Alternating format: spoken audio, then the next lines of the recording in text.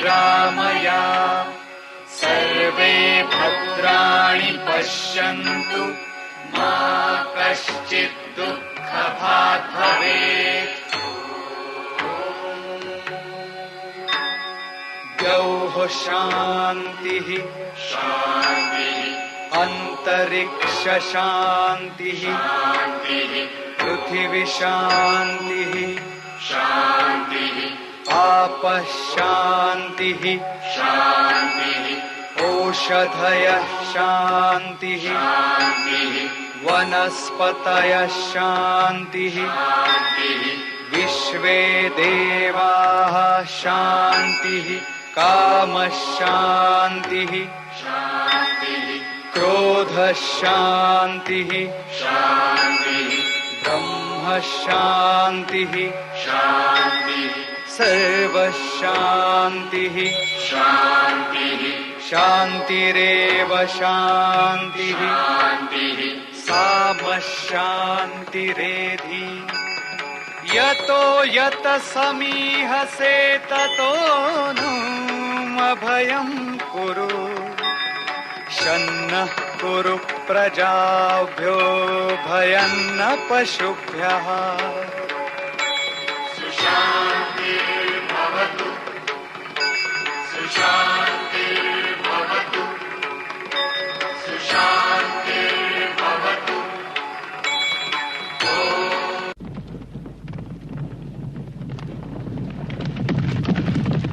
जाते जाते इतना कह जाता हूं, जिसकी जहां जड़ें हैं वही उसकी धरती है। यवनों की जड़ें यहां नहीं हैं।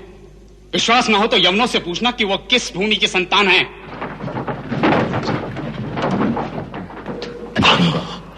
मैं तुम्हें मरने के लिए वहां नहीं जाने दूंगा। अपने राज्य की रक्षा कीजिए कहकर राजपोरस। शंख फूंक रे शूर यौन चूक रे, मातृभूमि आज फिर है तुझे निहारती, मातृभू पुकारती। के राज के जीवित रहते कोई विद्रोही वितस्ता पार नहीं कर सकता।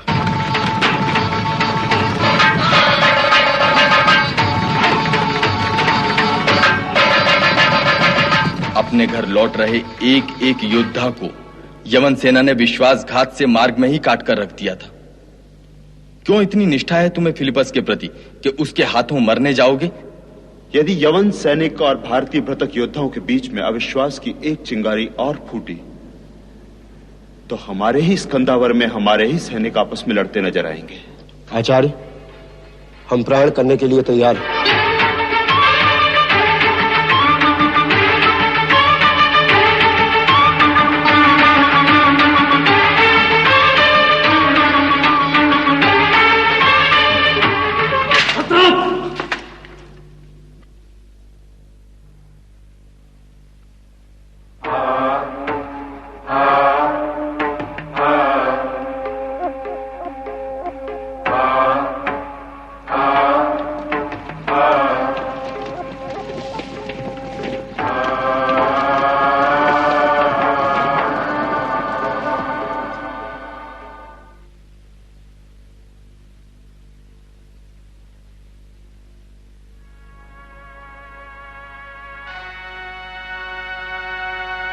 क्या वे चले गए? उनका नायक आपसे मिले बिना नहीं जाना चाहता क्षत्रप। पर वो मुझसे क्यों मिलना चाहते हैं क्रिटोरस? मैंने भी उससे यही पूछा, लेकिन उससे कहा कि वो क्षत्रप को बताना चाहता है कि वो निर्दोष है। क्रिटोरस, बात कुछ और है। सिर्फ इतना बताने के लिए उसे क्षत्रप से मिलने की क्या आवश्यकता है? कहीं वो अपने और साथियों को भड़काना तो नहीं चाहता? एक कारण यह भी हो सकता है। तो क्या आज्ञा है क्षत्रप? स्कंदावर सुरक्षा रक्षकों को सावधान रहने को कहो और उसे मेरे पास लाओ, और जरा भी गड़बड़ लगे तो उनमें से एक भी जीवित ना बचने पाए। जो आज्ञा क्षत्रप।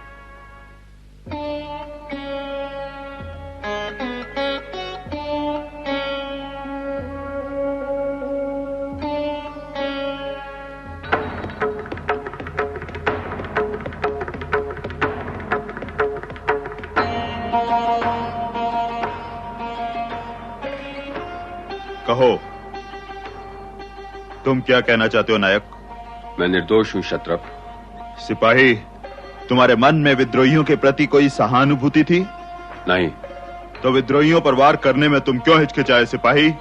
मैं यवन शासन के प्रति अपनी निष्ठा का पालन करने ही जा रहा था, पर जो मेरे सामने खड़े थे वो मुझे निर्दोष दिखाई पड़ रहे थे। तो विद्रोहियों में तुम्हें निर्दोषी भी दिखाई पड़ने लगे थे? वे अबोध बालक थे क्षत्रप। तो क्या वे विद्रोही नहीं थे? मैं उन्हें मार्ग से हट जाने का अवसर दे असली विद्रोहियों को दंड देना चाहता था क्षत्रप। दंड देने का अधिकार मात्र यवन सत्ता का है सिपाही।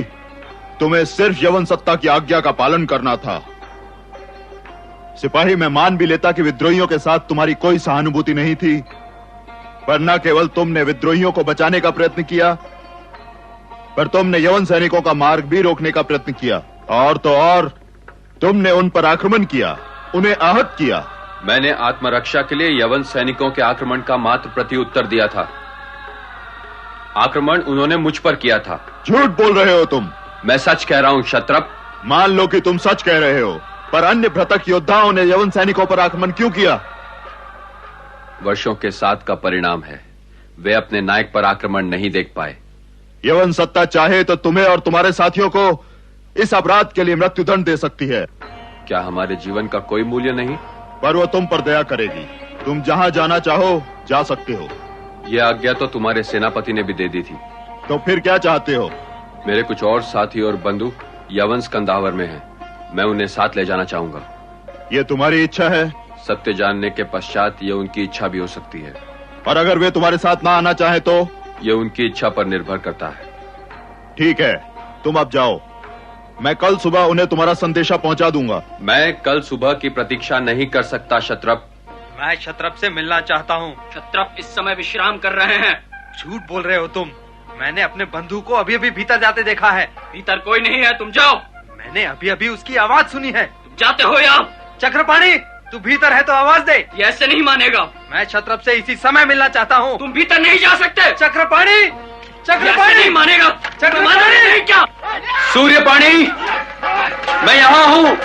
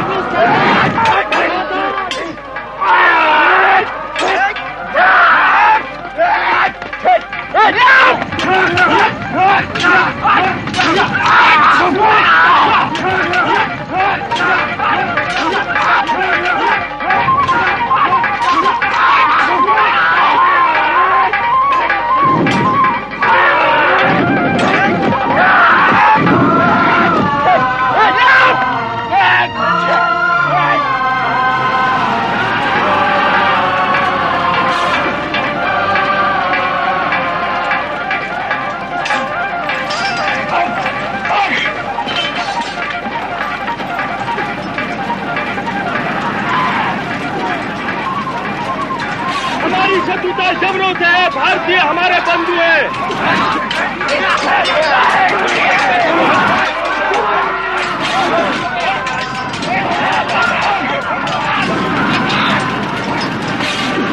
जवान हमारे शत्रु हैं।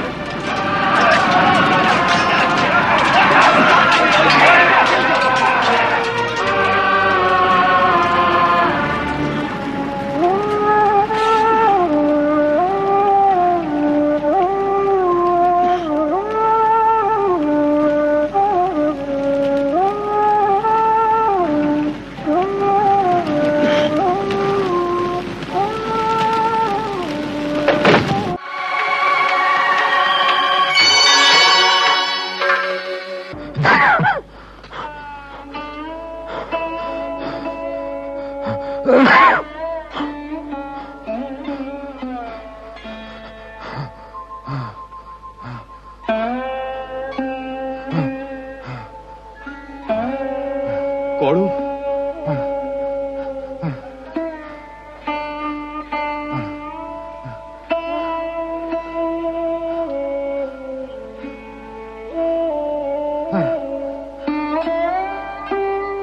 कौड़ू,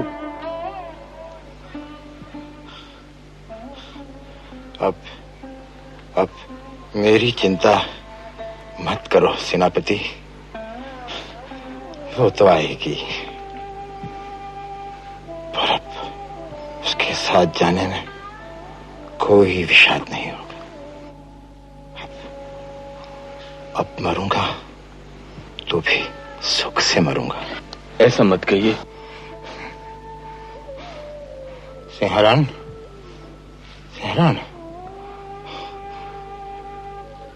तुम इन सब में पड़े हो। अब इनकी रक्षा का दायित्व तुम्हारा है। तुम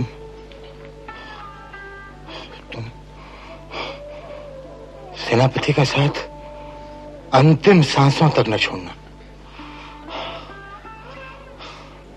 सेनापति, आज तक जीवन को सुखमय बनाने की कामना से कारशापणों के लिए बहुत सारे मोर्चे लड़ चुका हूं, पर फिर भी सुख का हमेशा अभाव ही लगा। और आज जब सुख की कामना से नहीं लड़ा तो जीवन के अंतिम क्षणों में अप्रतिम सुख का अभाव रहा है।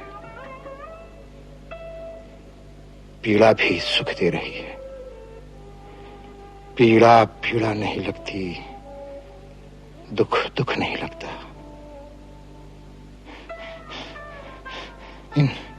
इन टूट रही सांसों को अब और जोड़ने को मन नहीं करता। ये कैसा आभास है सेनापति, ये कैसा आभास है। मृत्यु इतनी सुखमय हो सकती है, मैं विश्वास ही नहीं कर सकता। यदि ये विश्वास किसी ने पहले दिलाया होता तो। कौड़ू, कौड़ू, कौड़ू। वह अनंत के प्रवास पर जा रहा है सेनापति, उसे विदा कर दो।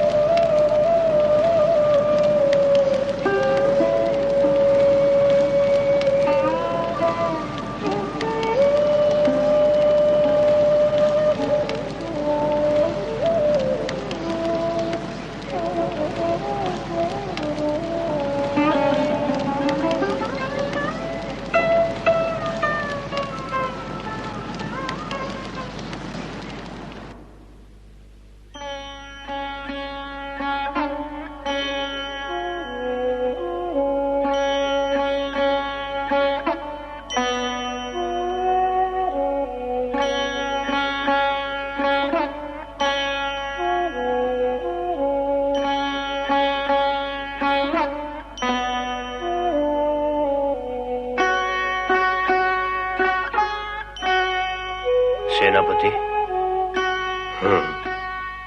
तुम्हें क्या लगता है फिलिपस जीवित होगा? स्कंधावर की स्थिति देखकर तो नहीं लगता था कि वो जीवित होगा। यदि फिलिपस जीवित हुआ तो फिर प्रयास करेंगे, पर उसे तक्षशिला जीवित नहीं पहुंचने देंगे। तो आगे की योजना क्या है सेनापति? आचार्य के आगमन और फिलिपस के मृत्यु संदेश की प्रतीक्षा।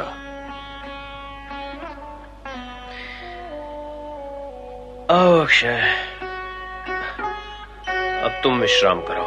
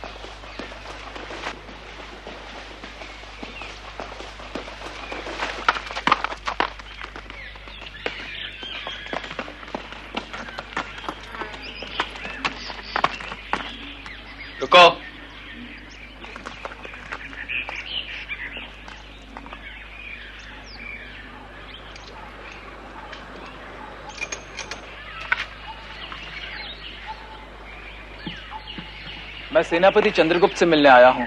किसने भेजा है तुम्हें? सेनापति के आचार्य ने। सेनापति चंद्रगुप्त मुझसे परिचित हैं। आओ मेरे साथ।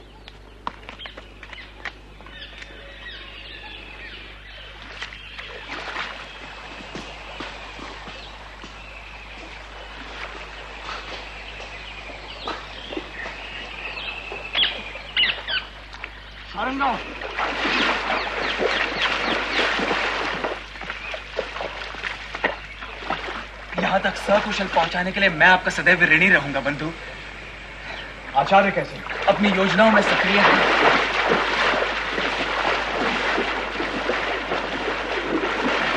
और चंद्रगुप्त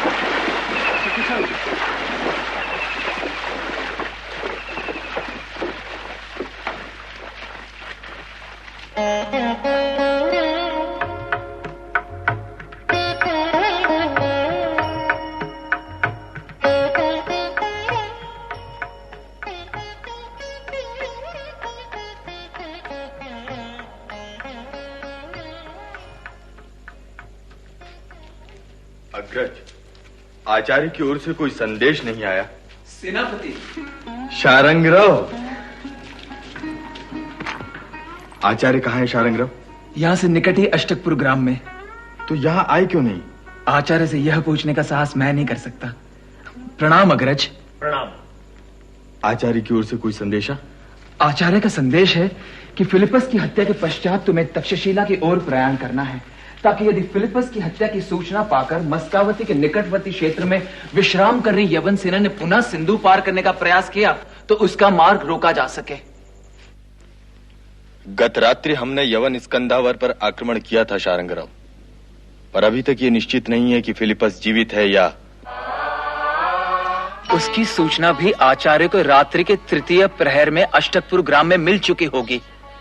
यवन स्कंदावर के सुरक्षित अंतर पर विलोचन सन्यासी के रूप में धुनी जमाए बैठा है और तक्षशिला के कुछ योद्धा उसके शिष्य बने स्कंदावर के आसपास हो रही गतिविधियों पर दृष्टि रख रहे हैं। जैसे ही उन्हें सूचना प्राप्त होगी, आचार्य द्वारा वह सूचना तुम तक पहुंच जाएगी। इसके अतिरिक्त यवन स्कंदावर की दैनिक आवश्यकताओं की आपूर्ति करने वाले निकट के ग्राम के ग्वालों, धान्य विक्रेता व अन्य व्यवसायकों से गुरुकुल के निकट के ग्रामों में भ्रमण करने वाले छात्र संपर्क स्थापित करने का प्रयास करेंगे और जैसे ही उन्हें सूचना प्राप्त होगी, आचार्य द्वारा वह सूचना तुम तक पहुंच जाएगी। और यदि फिर भी यवन योद्धा क्षत्रप की हत्या की सूचना गुप्त रखने में सफल हुए तो अंत में तक्षशिला से तुम्हें वह सूचना अवश्य प्राप्त होगी।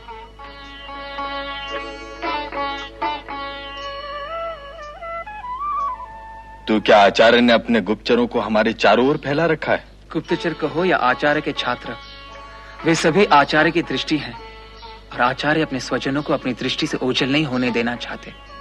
इसके अतिरिक्त आचार्य का अनुमान है कि क्षत्रप की मृत्यु के पश्चात बड़ी संख्या में वृद्ध योद्धा जीविका व यवनों से बचने के लिए तुम्हारी शरणागति स्वीकारेंगे। ऐसी स्थिति में हमें उनका स्वागत करना है।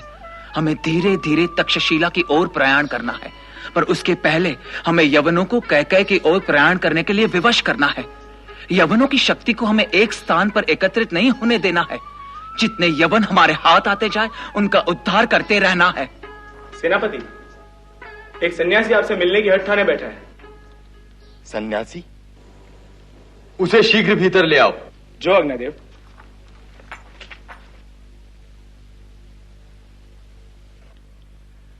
हर हर महादेव। क्षत्रप फिलिपस नहीं रहे सेनापति।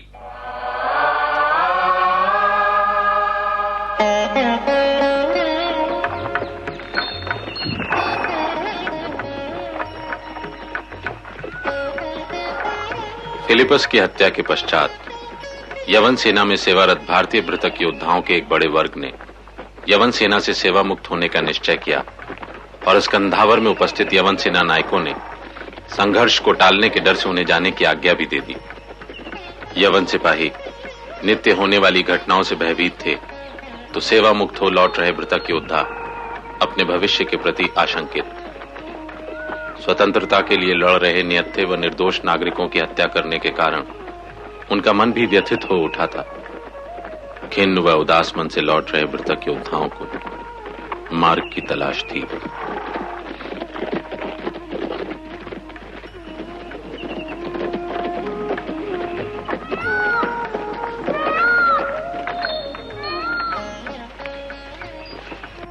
स्वतंत्रता सेनानी आ गए, स्वतंत्रता सेनानी आ गए।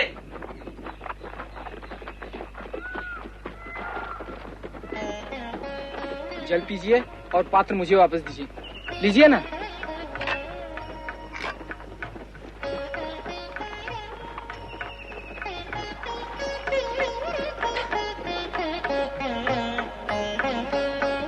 स्वतंत्रता सेनानियों, अपने गंतव्य की ओर प्रयाण करने से पहले आप इस ग्राम की ओर से आतिथ्य स्वीकार करें, यही ग्राम वासियों की प्रार्थना है। ब्रह्मदेव, आप जो हमें समझ रहे हैं वे हम नहीं हैं। हम यवन स्कंदावर से लौट रहे भृतक योद्धा है। भृतक हैं, पर भारतीय तो हैं। आपके आतिथ्य के लिए यह योग्यता भी पर्याप्त है। पर ब्रह्मदेव, हम ये आतिथ्य कैसे स्वीकार करें? इस धरा के पुत्रों का ध्येय भिन्न हो सकता है, पर यह धरा अपने पुत्रों का पालन तो भेद रहित भाव से ही करती है। आप भी हमारे बांधव हैं, फिर यह संकोच क्यों? क्या आप हमारे अतिथि नहीं हैं? अपने साथियों को विश्राम के लिए आज्ञा दीजिए। साथियों, कुछ देर यहाँ विश्राम करने के बाद हम आगे बढ़ेंगे।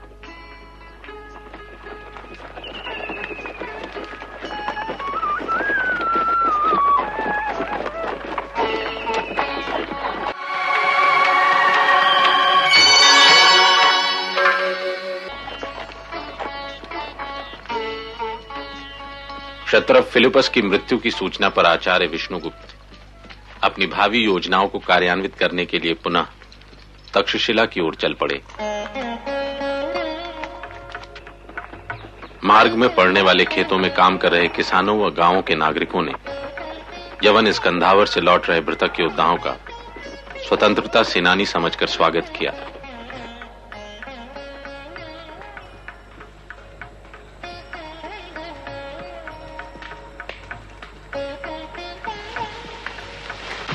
कुमार, यवन स्कंधावर का त्याग कर चुके भृत योद्धाओं की एक वाहिनी पुरुषपुर के निकट विश्राम कर रही है। क्या उन्होंने स्वतंत्रता सेनानियों से संपर्क स्थापित करने का कोई प्रयत्न किया? अभी तक तो नहीं। क्या संभावना है कीर्तिध्वज? योद्धाओं का दुविधाग्रस्त मन अभी किसी निश्चय की अवस्था में नहीं पहुंचा है कुमार। ठीक है, मैं सेनापति को सूचित करता हूं। तुम अपने गुप्तचरों को भृतक योद्धाओं की गतिविधियों पर दृष्टि रखने को कहो, और जैसे ही वो सेनापति से मिलने की इच्छा व्यक्त करें, उन्हें तत्काल सेनापति के समक्ष उपस्थित किया जाए। जो आज्ञा कुमार।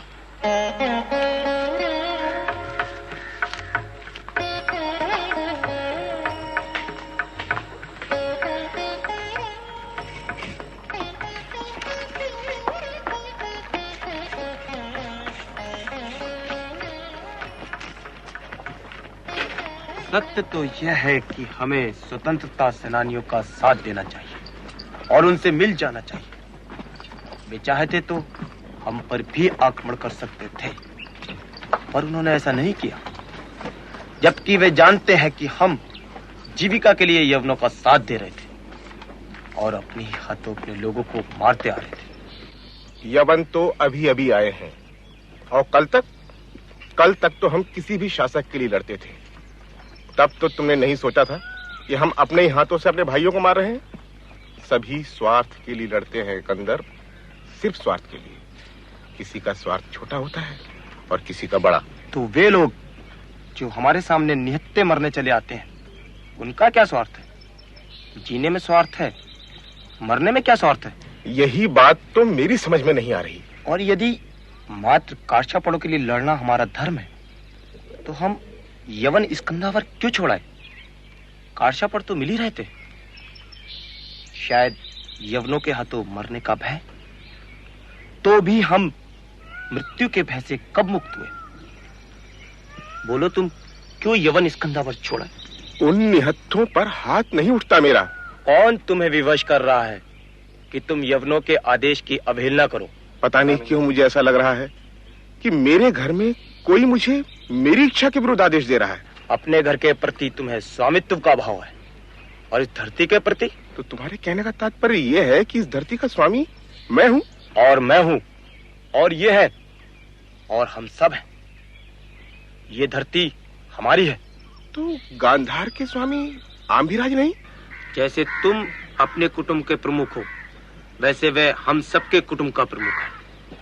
जैसे तुम अपने कुटुंब की व्यवस्था करते हो, वैसे वह हम सबके कुटुंबों की व्यवस्था करता है और हमारी व्यवस्था करने का अधिकार हम उसे देते हैं। हम उसके दास नहीं हैं। तुम्हें यह सब कौन सिखा रहा है? जहां पर हमने विश्राम किया था वहां छात्रों ने मुझसे यही प्रश्न किए थे। यदि ये धरती मेरी है तो इस पर यवनों का अधिकार कैसे हो सकता है? यही मैं तुमसे पूछ रहा हूँ कि यदि मैं तुम्हारे घर पर आक्रमण करूं, तुम्हारे घर की व्यवस्था को नष्ट कर दूं, तुम्हारे कुल की परंपराओं को तोड़ूं, तुम्हारे देवी देवताओं का अपमान करूं, तुम्हारी भूमि छीन लूं, तुम्हारे खेत छीन लूं, तुम्हारे प्रियजनों के घर उजाड़ दूं, तो तुम क्या करोगे? तो मैं तुम्हें उजाड़ दूंगा। यवन यहाँ क्या कर रहे हैं?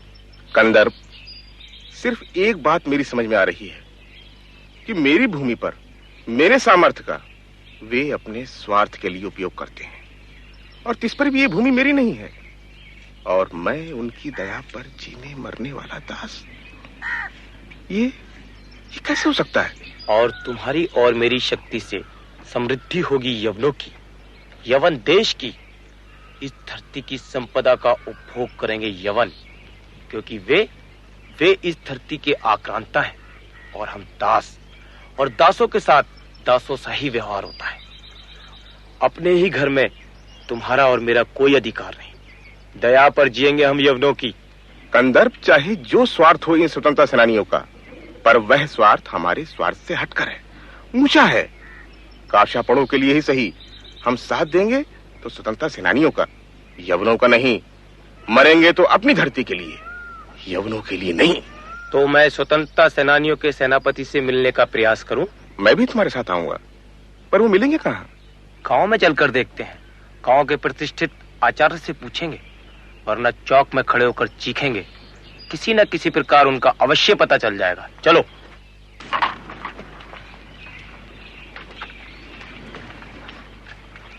आज हम यहीं रात्रिवास करेंगे। सावधान रहना, हम शीघ्र ही लौट आएंगे।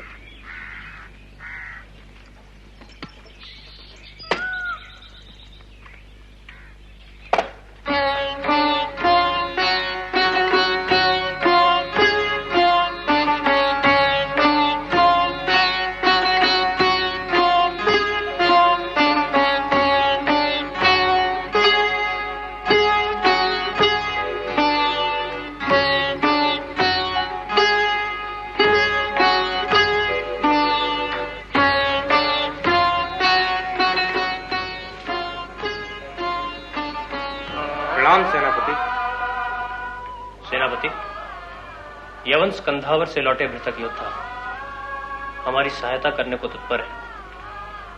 अग्रज, इनसे कह दीजिए कि हमें इनकी सहायता की आवश्यकता नहीं है। जिस धरती ने यवनों के आघात को सह लिया, वो धरती अपने पुत्रों के आघात को भी सह लेगी।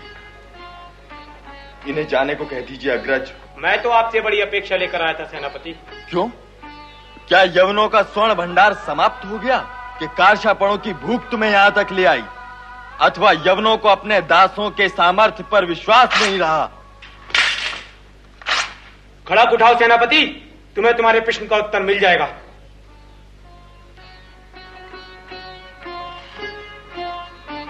प्रतीक्षा क्यों कर रहे हो योद्धा? चलाओ शस्त्र। क्यों? निहत्थों पर प्रहार करने में लज्जा आती है? चंद्रगुप्त, यदि इसी भांति अलक्षेंद्र को चुनौती दी होती तो आज चंद्रगुप्त तुम्हारा सेनापति नहीं सेवक होता। चंद्रगुप्त, एक चंद्रगुप्त ने तुम्हारे सामर्थ्य को ललकारा तो तुम्हारा अहंकार आहत हुआ, पर तब ये खड़क कहां था जब अलक्षेंद्र ने पूरे राष्ट्र के सामर्थ्य को ललकारा था योद्धा? चंद्रगुप्त, अपने को संभालो, ये हमारे अतिथि। इसीलिए तो कह रहा हूं अग्रज कि देखो इनका नपुंसक सामर्थ्य, जो मेरे ही घर में मुझे चुनौती देने का साहस रखते हैं। पर जब यवनों ने इनके अपने बांधवों के घरों को उजाड़ा था, तब ये साहस कहां था? आज मेरी सहायता करने आए हैं, इनसे क्या अपेक्षा रखूं अग्रज, जो यवनों की दास्ता करते करते अपने संस्कार भी भूल गए। अब इतना भी स्मरण नहीं रहा कि एक योद्धा दूसरे योद्धा से कैसे मिलता है। अपेक्षा थी कि मेरे बंधु आते ही मुझे कंठ से लगा मेरी भुजा टटोलेंगे और देखेंगे कि उनके बंधु की भुजाओं में इस राष्ट्र की सेवा करने का सामर्थ्य है या नहीं। बहुत दिनों के बाद लौटे तो भी अपने बंधु से एक अपरिचित सा व्यवहार करते हो। अपने बंधु से कैसे मिलते हो योद्धा, बोलो? बहुत प्रतीक्षा कराई है तुमने। आए तो उलाहना सुनने को भी तैयार नहीं, सीधे हथियार निकालते हो। पहले बंधु के अधिकार से जो कहना था कह लिया, अब जो कुछ कहोगे एक सेनापति के अधिकार से सुनूंगा। कहो भृतक योद्धा, तुम हमारी सहायता करने को तैयार हो? हाँ सेनापति। कल तक जो तुम्हारे स्वामी थे वे यवन हमारे शत्रु हैं। मैं जानता हूँ सेनापति। क्या तुम्हारी पूर्व स्वामी भक्ति तुम्हारे मार्ग में नहीं आएगी? हम योद्धा हैं सेनापति। कल तक यवनों के सिपाही थे और आज अपनी भूमि के हैं, और योद्धा अपनी भूमि की रक्षा करने का अर्थ समझता है सेनापति। सेवा धन के अतिरिक्त कोई अन्य अपेक्षा? सेवा धन की ही नहीं, उससे भी बड़ी अपेक्षा है सेनापति। क्या है वो अपेक्षा? आज से युद्ध में मरने का अवसर यवन स्कंदावर से लौटे योद्धाओं को पहले मिलना चाहिए सेनापति। इस विषय पर विचार करूंगा। सैनिक, अब तुम चाहो तो विश्राम कर सकते हो, पर कल मध्याह्न तक समस्त योद्धा अभयपुर के निकट मेरी सेवा में सम्मिलित हो जाने चाहिए। जो आज्ञा सेनापति। अब मुझे प्रस्थान करने की आज्ञा दें सेनापति। आज्ञा है। प्रणाम सेनापति। बंधुवर,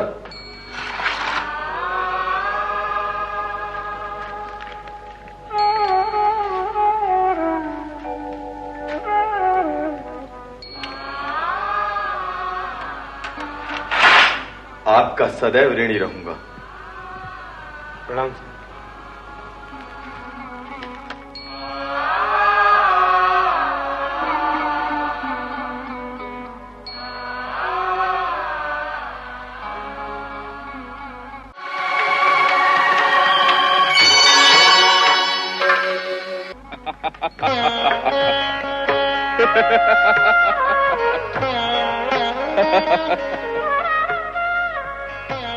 देव, मैं गिर जाऊंगी, रोकिए।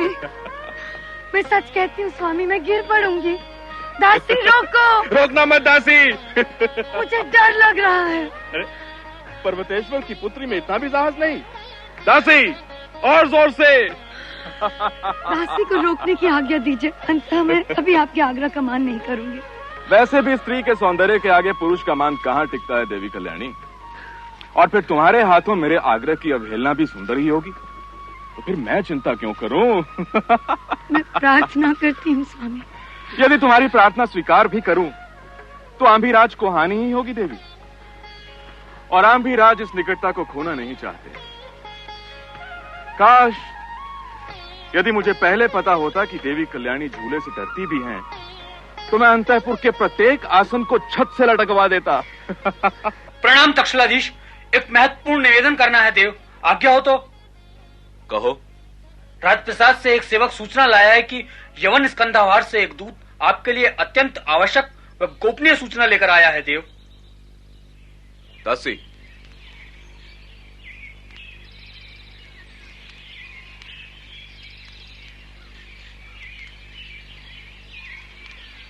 चलो कल्याणी।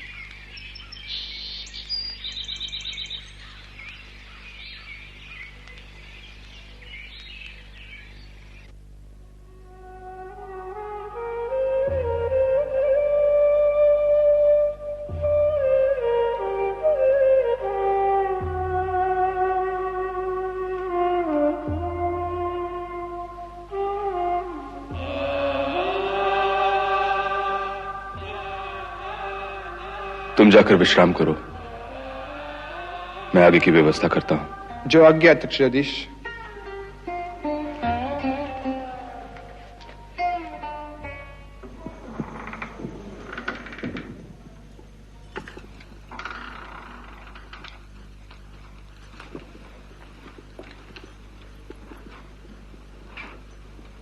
क्या हुआ स्वामी? क्षत्रप फिलिपस नहीं रहे।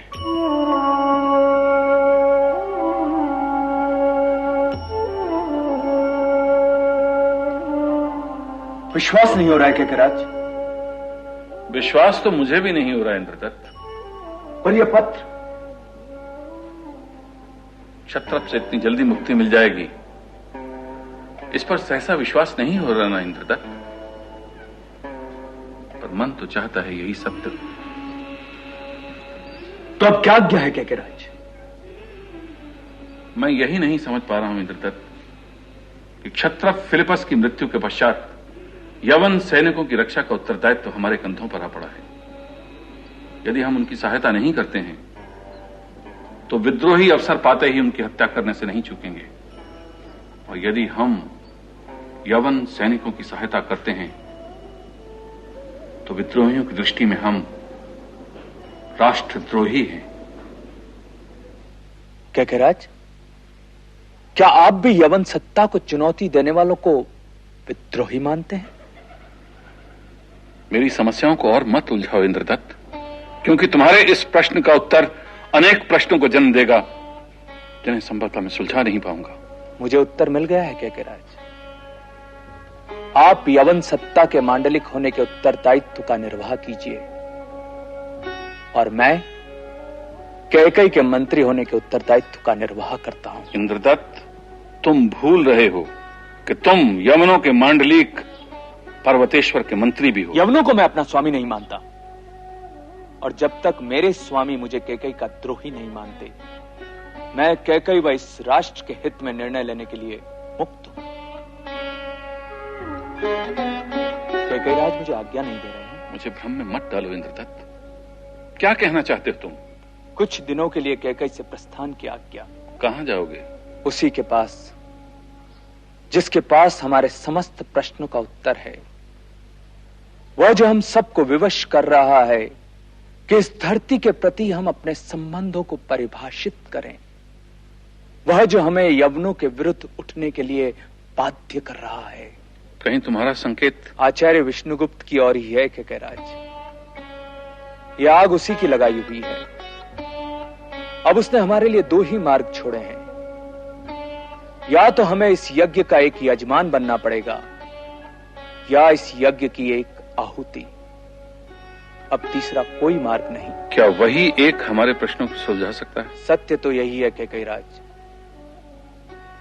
यदि अब देर की तो वह हमारे लिए कई प्रश्न खड़े कर देगा, और कैकेयी को अपनी खोई हुई गरिमा प्राप्त करने का अवसर भी नहीं देगा। कैकेयी, तुम उसके बारे में इतने निश्चित कैसे हो इंद्रदत्त? क्योंकि मैंने उसे निकट से देखा है। सम्राट उसके सत्य और ध्येय में इतना सामर्थ्य है कि उससे जल की एक बूंद को सागर का सामर्थ्य प्राप्त हो रहा है। यदि हमने उसका साथ नहीं दिया तो यह सागर एक दिन कैकेयी को भी बहा ले जाएगा। तुम्हें उचित लगता है तो तुम आचार्य विष्णुगुप्त से भी मिला। तब तक मैं यवनों की सहायता के लिए कैकेयी का सैन्य बल भेज देता हूं, और अलक्षेंद्र को क्षत्रप फिलिपस की मृत्यु की सूचना भेजने की व्यवस्था करता हूं। पर आचार्य विष्णुगुप्त से तुम्हारे मिलने की वार्ता गुप्त रहनी चाहिए। ऐसा ही होगा कैकेयी। स्वं राष्ट्रं पालयेन्जित्यं सत्यधर्मपरायणः निर्जित्य परसैन्यानि क्षितिधर्मेण पालयेत्। स्वं राष्ट्रं पालयेन्जित्यं सत्यधर्मपरायणः निर्जित्य परसैन्यानि क्षितिधर्मेण पालयेत्। स्वं राष्ट्रं पालयेन्जित्यं सत्यधर्मपरायणः निर्जित्य परसैन्यानि क्षितिधर्मेण पालयेत्। स्वं राष्ट्रं पालयेन्जित्यं सत्यधर्मपरायणः निर्जित्य परसैन्यानि क्षितिधर्मेण पालयेत्। स्वं राष्ट्रं पालयेन्जित्यं सत्यधर्मपरायणः निर्जित्य परसैन्यानि क्षितिधर्मेण पालयेत्। स्वं राष्ट्रं पालयेन्जित्यं सत्यधर्मपरायणः निर्जित्य परसैन्यानि क्षितिधर्मेण पालयेत्।